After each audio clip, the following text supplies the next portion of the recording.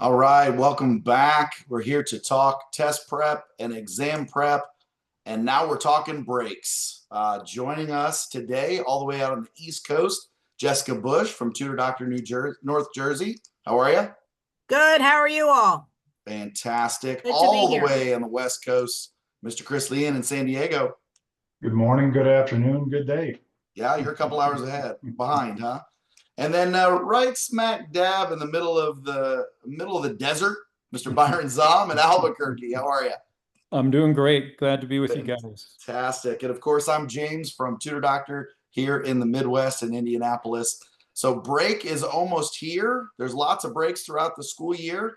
Great time to kick back, relax, not think about school, not do anything else, right? Right, everybody? No, No. right? That's what everybody's going to do. But we're going to talk about how you can take a little break, but get ahead. Use that break time to recharge, refocus, and get on track and get ahead. So let's talk a little bit about breaks. They're all throughout the school year, right? What are some things that we can look at? Assuming we're going to take a little break, right? Does everybody agree? A couple of days maybe makes sense. Yep. Take a little break, right? If you need to go somewhere, do something, do nothing, take that break. But when you're feeling recharged, what are some things we can do to get back on track for test prep? Well, I'll jump in, and first of all, I just want to focus on the break part for a moment. Look, if our students have been, working, they're well into their school year, whether it's, a spring break or Christmas, winter break, whatever it might be, we're assuming that you've been working hard, you've been diligent, and and if you have, then you deserve to take a break, right? What we're saying is that enjoy your break to the fullest, but also take advantage of that break because one of the key things that you need to think about is when you're competing for the opportunity to uh, you know put yourself forth when you're presenting yourself to a school. Yes, we're going to be looking at ACTs and SATs and so forth like that, but you want to be able to differentiate yourself from the others, right? And so what's going to happen when it comes to breaks, right? Everybody is going to want to take the break. But if you're the one that says, look, hey, I can use this as an opportunity to separate myself, to distinguish myself, to get ahead, you're doing something that most are not doing, right? And so Good that's point. what you want to do. And so I just want to, first of all, just put the emphasis on, hey, if I'm really looking to get ahead, if I'm really looking to set myself apart, then let me take advantage of this break time to do that. And if you're already working with somebody on test prep, you've most likely already planned out the calendar and you know what you need to accomplish over this break, right? Hopefully. Yeah. Yeah. Yeah, hopefully, I think that's one of the things that we want to talk about, because if you haven't, taken the time to, look at your calendar year and what things are going to happen when and how you can prepare and plan and how does that include, SAT testing or even AP testing, perhaps, you want to, if you haven't done that, a break time is a great time to start doing that. And of course, take the time to consult, with a third party, you Yeah. know, like a Yeah. tutor doctor who is a professional in this can help you guide you through that process about what might make the most sense for you, or at least look at the options. Sure. Good point. Jess, what are some things you could be doing? If you're already engaged in test prep, what are some things that you could do over this break? That's a great question. So using break is really, really important. Whatever the breaks are, I always say go skiing, go recharge, go have fun, and then come back and let's do some work, right? So if you have already started your test prep and you're on a path, use that time to maybe pump up your sessions, maybe get another 1 or 2 sessions in there while you're just less distraction is really important. Take another full practice test. Use that time to really evaluate where are your gaps? What questions are you getting wrong? What questions can you really focus on with your tutor? Do some more practice problems. It's a really crucial time especially if you have a test prep plan and program already in place, to use some time as well as to have fun, but also to do some really focused work. Excellent, excellent. Chris, how about the opposite side of that coin? What if I haven't started test prep yet? Where should I start? What should I do on this break? Well, exactly. And I want to start by mentioning bridging what Jessica just said and what Byron had said earlier. I can't get out of my mind the old McDonald's commercials from the 80s, or when I was a kid. You deserve a break today. Now I'll spare everybody from singing it, but it is true. We all do I deserve wasn't born a yet, Chris. I don't know that song. Sorry. And so, well, you can find it on YouTube, right? That's what you can do during your break, James, is search YouTube video. A very productive way to look at it, any form of break, whether it be a 3-day weekend, a weekend, or sometimes even a Friday afternoon. Use it for a little bit of a mini retreat, if you will. I mean, most of the parents that are watching this have been on retreats, conferences, you have them in religious circles, you have them in corporate circles, all that. Why is that? You sort of retreat from the battle line, from the daily grind, and use that, as was mentioned earlier, reflection, observation. What's going well? What do I need to add? What do I need to subtract? What do I need to revise? And so there's a little bit of that should happen periodically for students, ideally weekly. But especially when we're in test preparation, we want to take a look at how are things going. Now, I want to raise this up a level for those who are not yet in test preparation. This could involve students who are even in the 7th, 8th grades, and above. There's several different things that you can do. Is number one, the longer breaks that you'll have, Christmas, winter break, spring break, summer break. Take a look, take stock of where things are at. Get an assessment. There are the PSAT, there's 3 different levels of that.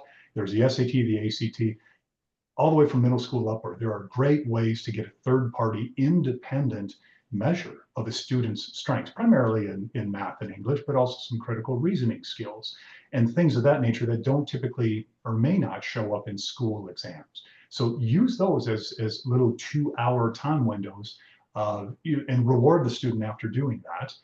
Get an idea of where do things stand. And that gives you some objective information if you hire a subject tutor or test preparation tutor. Now you have the beginnings of a plan and a schedule that can form the cadence to move forward with test preparation. But it's always take that break. But at some point, if it's more than 3-4 days, especially, you'll want to use it productively so that you don't rust. And then the last thing I'll just add to that quickly is there's a difference between screen times. There's gaming, and then there's other screen time that is used for educational purposes.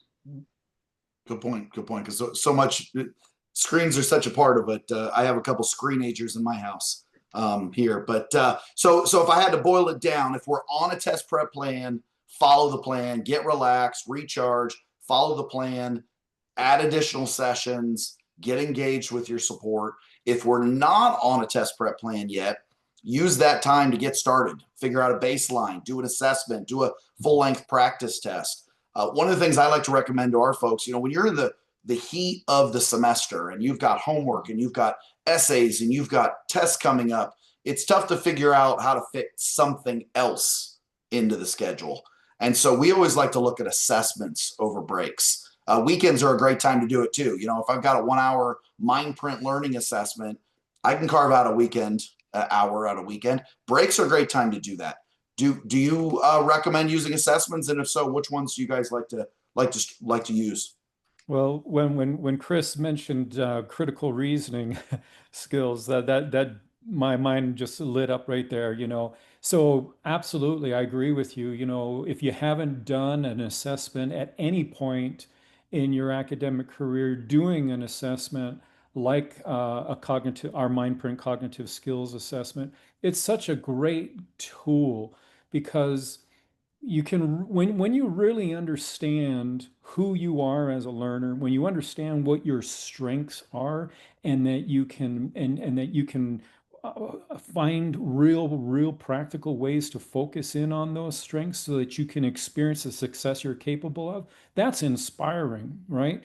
And if you understand what your learning barriers are, instead of it just fighting against them and getting frustrated and exasperated with it, why not understand it well enough so that you can know what things you can do differently and how you can overcome those, right? And the beautiful thing about our mind print cognitive skills assessment, it gives you real solid data about your complex reasoning, your memory skills, your executive function skills, and all of those play into the SAT or the SAT, because depending on who you are as a person, you will perform better in one of those tests over the other. We don't care which, as long as it's the right one for you, right? So taking an assessment like this will not only empower you for your SAT, but it'll empower you for your whole educational experience going forward. Yeah, no, great point. Jess, you seem like a reader. Do you recommend reading lists, book lists? I do. I think that it's a great time to catch up and do, if you have a book that you're working on, if you have to do an assignment or an essay for an AP language, AP literature class, or even an honors class, stay reading, right? I think it's really important. Kids don't want to read, but they got to read. Yeah. And it will help them with their test prep as well, because they always say, what is the best way to practice to get better on your SAT or ACT? It's to read. In fact, around here, they say, read the New York Times every day. That's what they tell everybody. But it's true. You have to read. Yeah. But I want to come back to that because I also want to talk about the time involved for those juniors that haven't started any type of college planning. Go visit some colleges. A lot of kids I know, if they're going to go away, visiting family, if there's a college near where you're going, go visit the college. Even if you just walk around, if you don't have any time during the school year to do visits, visit. Even if the kids aren't there, it's better than not visiting at all. I really highly recommend that. Good point. Good point. And then obviously we talk about SAT and ACT a lot. Chris, I know you're well versed on AP exams and AP prep. Anything we need to do differently to use the break for AP prep that you recommend? Yeah, I very much recommend that the student, and particularly if we were to be speaking about really the winter break, excuse me, the Christmas break timeframe, that's a good time before the heat of the battle, once again, before the AP exam prep usually begins in classrooms, usually that first semester based schools. They will spend a lot of time reviewing just teaching the coursework at the beginning. And usually at the halfway, sometimes the 2/3 of the school year mark, that's when classroom instruction starts teaching a little more to the test in many cases. And they'll bring out the different types of test, practice tests and things of that nature. I like to use the phrase necessary but not sufficient. And that's what that is. It's super important for students to maybe during that Christmas break, winter break, go through and start forming a plan. We've mentioned the word plan several times here. And get an idea, what week, when in time do I want to start preparing and having a dedicated weekly session or two to go through and start working on practice tests, start diving into a little more, what is an AP exam question like? What is the greater context of it? How does it differ from my regular honors and standard subject tests? And we typically have recommended the Barron's books, usually around $20 or so. You can get them at Barnes & Noble, on Amazon. They're great. And tutors can step through that with the student, like a good spotter in weightlifting, you know, making sure that the student's going to do the work, be coached, but also having that third person interaction and observation. You know, the University of YouTube works in a lot of situations, but not when it comes to a high stakes exam like the AP exam or SAT, ACT. So that's where we're saying get a little bit of a plan. Think about the next 6 months, you know, January to June. What do we want that to look like? Make the plan to make that happen. Awesome. Awesome. I think we just filled up 6 months worth of break there with all that. We're talking about assessments. We're reading, sorry about that. Doing lists. We're preparing for AP. We've got practice tests, full length tests. One great place to start is our college planning guide. I know we've got it for free on our website, tutordoctor.com. There's a wealth of information in there about how the tests are designed, the schedules, the timelines, who to contact, how to get engaged. So that's another great reading resource, whether you have that already or download the latest version. We just updated it recently. So yeah, so we gave you lots of information to think about over this upcoming break. But to boil it down, recharge, refocus, have a little bit of fun, to recharge those batteries, come back and get some work done. And when you're ready to do that, reach out to your Tutor Doctor office. You can find us on the web, tutordoctor.com. Any one of our bright smiling faces will help you. And we've got a whole network of folks that are just standing by ready to help you get to that score. So appreciate the time today, all of you. Any other final parting thoughts before we let you go? Hey, enjoy your break. Enjoy your Take breaks. good time enjoying it, and then I'm going to enjoy for it. I'm not going to ski like Jess. That's not me, but I'm going to enjoy my break. All right. Have a great one, everybody. Thank you, Thank everyone. you.